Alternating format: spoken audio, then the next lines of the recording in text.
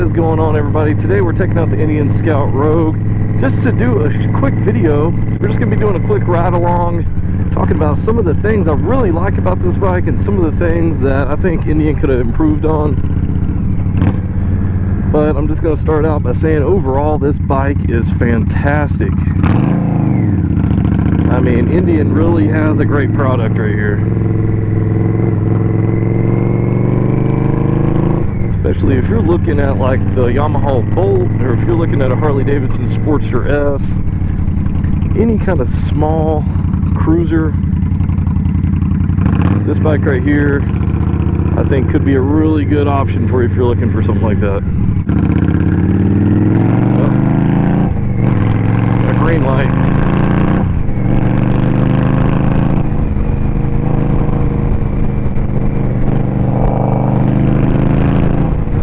This bike is super powerful, especially it only weighs like 545 pounds, and then this thing has 100 horsepower. This thing just gets up and goes, and we'll do some speed tests, do some acceleration, 0 to 60 stuff in a future video. We might do a little bit in this one, but I mainly wanted to focus on some of the pros and cons of this bike. So let's just start out by talking about what I love about this bike. Well, this right here, that right there, the power that this thing has is just unbelievable. So if you're looking for like a Harley-Davidson Iron 883, even the 1200 irons, I don't think they have as much power as this bike has. This bike just puts it down. You know, I've rode all of those, and for me, I like this bike a lot better. So the power that this thing puts out is awesome. So that's the very first thing I like about it compared to other bikes in this type of category or range. Another thing I like is the setup that this thing has. The ergonomics, the bars, the forward controls, they're just great. That's one reason I didn't go with the bobber, is because I don't know, you're just kind of hunched over. Imagine leaning forward another like 6 inches. It just wasn't the most comfortable thing in the world. So when I took that thing out test riding, it was just a clear decision that this Rogue was the way to go, not the bobber. So also, if you're looking at another bike in this range, you're probably going to have to spend a lot more money to get those add-ons, and that costs a lot. I mean, if you're looking at mini apes like this, like 10-inch mini apes, you're probably going to have to get extended brake lines, extended throttle cables, and that right there costs a lot of money. For a bar install like this, you're probably looking at least, at a minimum, 500 bucks. And this bike right here comes standard with them. So that's one reason I love the Rogue. And that doesn't matter if you get the Rogue 60 or the full-size Rogue.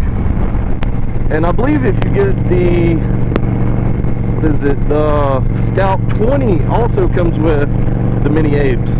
I'm pretty sure. So those are great options. And then the forward controls that you can see down here put you in a really nice seated position. I'm kind of leaning back in a way, or kind of like sitting straight up and somewhat leaning back at the same time. And then my arms are pretty much straight out in front of me, just a little bit below shoulder height. And it's just a really nice, comfortable position that I really enjoy. My arms don't get fatigued. My legs don't get fatigued. It's just a really good little setup. And that power, once again, is just great. And these pipes on this thing sound amazing. Really like these pipes.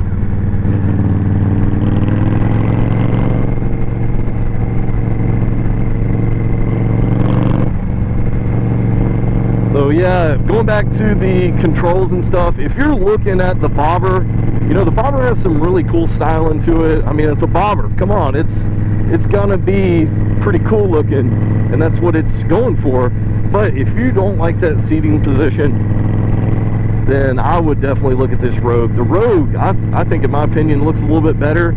Especially it has this quarter fairing. I think it looks a little bit sharper than the bobber, but that's just my opinion. I mean, the bobber's pretty awesome too. I mean, I would buy the bobber just like I would this one.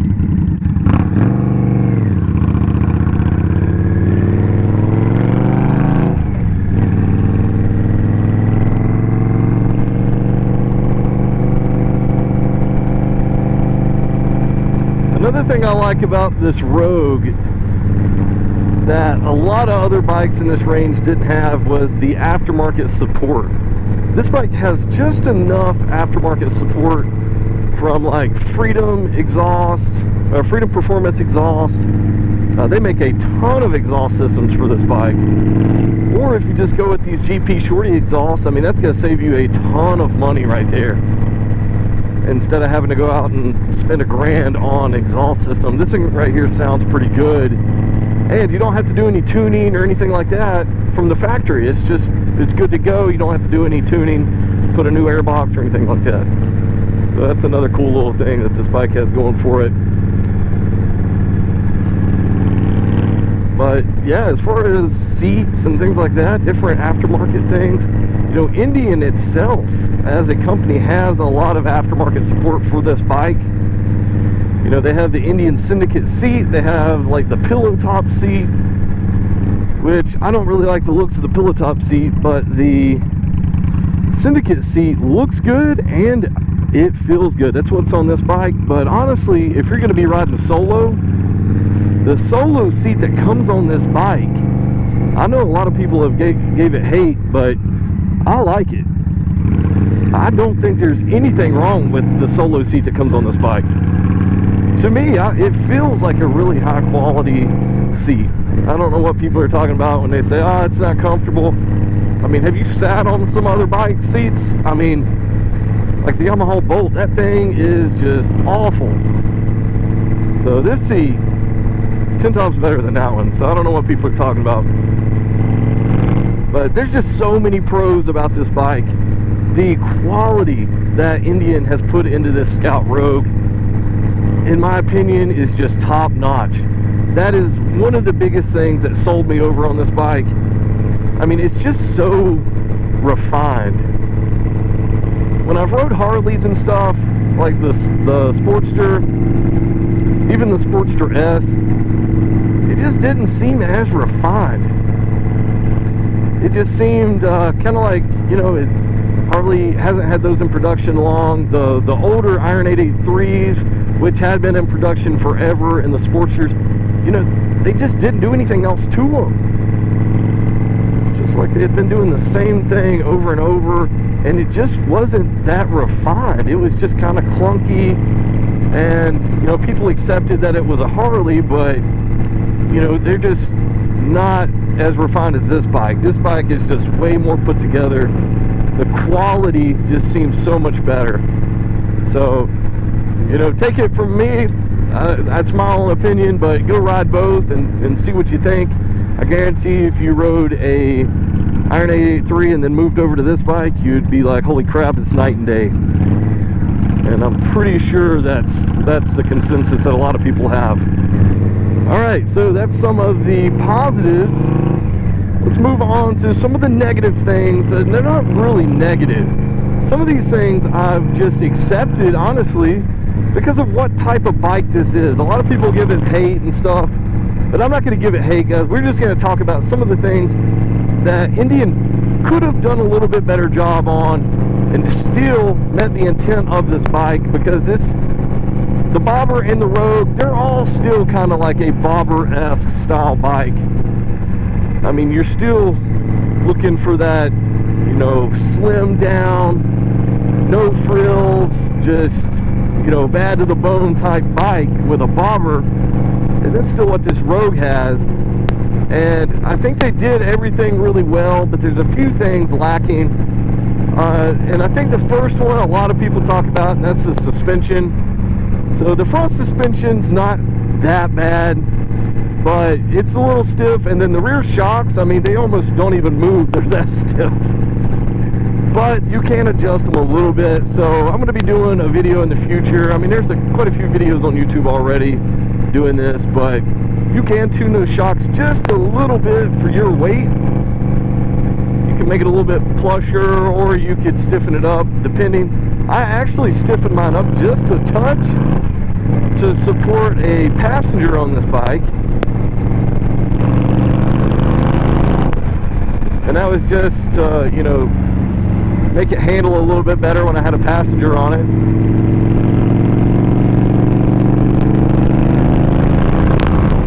Man, this bike just has tons of power.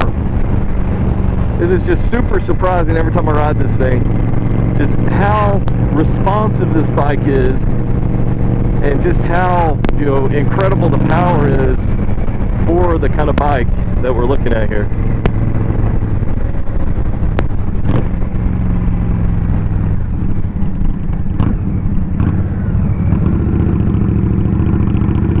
You know, it leans good.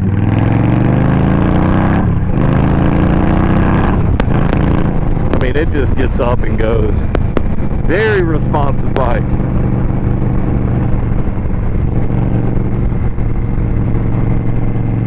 So, another thing we're going to talk about, guys, is, you know, we got the shocks out of the way. Not a big deal because of it being a bobber type bike. So that's going to be expected. I mean, they are going to be a little bit stiffer than your average bike would be. So, I mean, I get it. It's to be expected. But I think there is a little bit more play they could have put in this.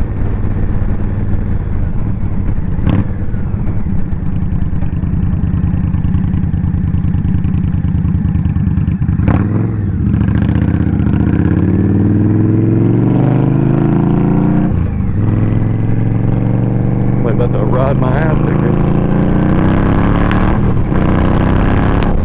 I mean, it just gets it. Trying to be careful, not get pulled over. We'll do some speed stuff here in a second. We'll do some 0 to 60 stuff. Yeah, moving on to the next thing I think Indian could have improved on was just maybe throwing a little fuel gauge on this thing. I mean, you probably can't see it from the angle right here, but it doesn't have a fuel gauge. It only has a low fuel indicator. Owner's manual said it gives you an extra 50 miles of range after you get that indicator light on. But it would be nice to have a fuel gauge. I mean, it's 21st century. You already have a, you know, somewhat digital instrument cluster there. I mean, they could have threw on a little bit of a fuel gauge. I mean, that's not big. I get it. Once again, it's a bobber style bike. But if you look at a lot of other bobber type bikes out there right now, they all have fuel gauges, a lot of them do. So that's just one thing. I know it's a little gripe and complaint, but one thing I like to do with that is I'll set my trip meter, and I'll reset it every time I get gas, and then around 150 miles, that lets me know I probably need to go over and get some fuel. So not the most range on this bike, but you know, it's bobber. This thing right here is a commuter bike, in my opinion. It's what I use it for. I go to and from work just about every day on this thing. I mean, it's getting a little bit colder now, and I might not do it as much. But this is a commuter bike, and it's a damn good commuter bike. I'm going to do a future video on why I believe this could be one of the best commuter bikes out there. Super reliable, and it doesn't, you know, take a lot to keep this bike going as far as maintenance and things like that. So it's not going to be something that's breaking down on you all the time. Really, really great commuter bike.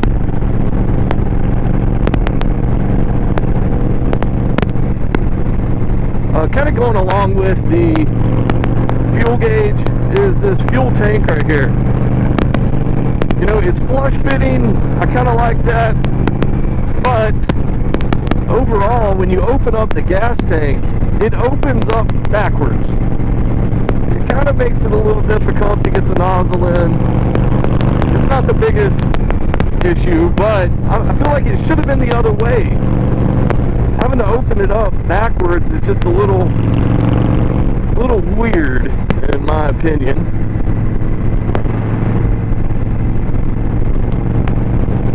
But it's what it is. I think Indian could just flip this thing around and it would be a lot better. And then we wouldn't have those issues. but not a big deal.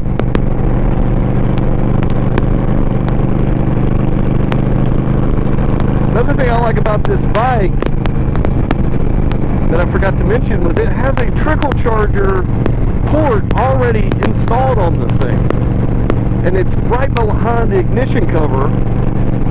And my Indian dealership provided me with a nice trickle charger for free. Well, I'm guessing they probably added it into the whole cost, but you know, I got the trickle charger, I got an adapter to match the port that's right here.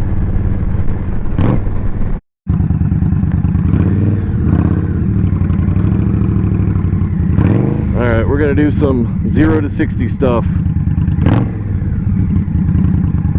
Alright, we're going about 5. 1, 2, 3.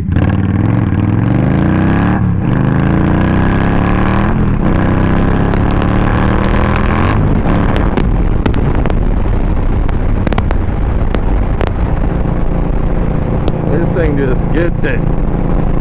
Very powerful bike. I was up to 4th gear. We could have wound out the gears a little bit more, but we're still, you know, somewhat breaking this thing in. So we're not gonna hammer on it too much. But for the most part, this thing really surprises me in the power department. It's just incredible.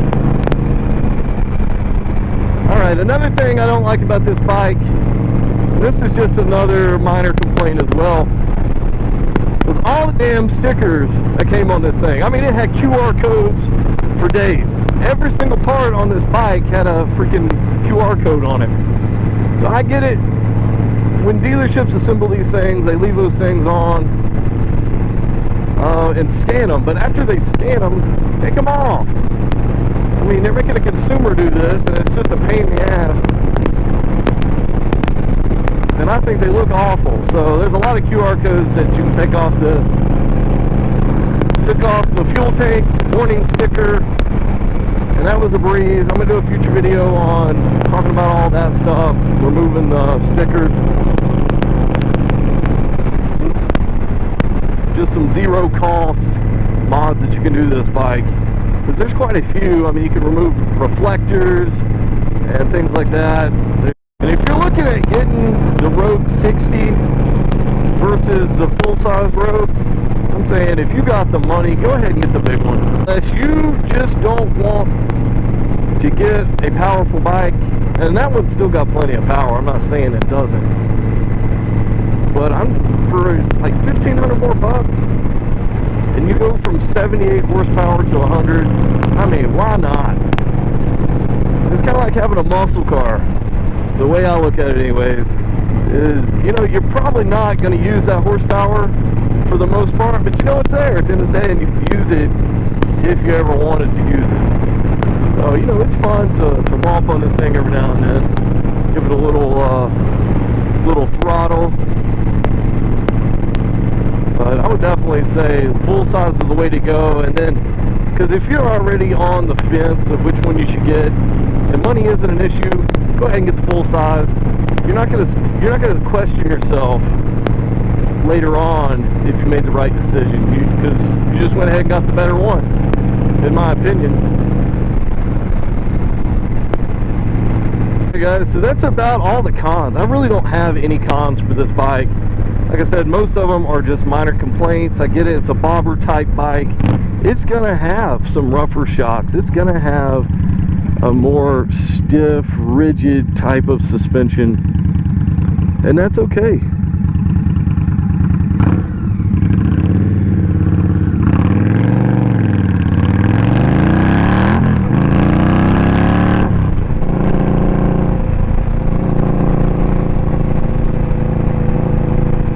This thing just rips.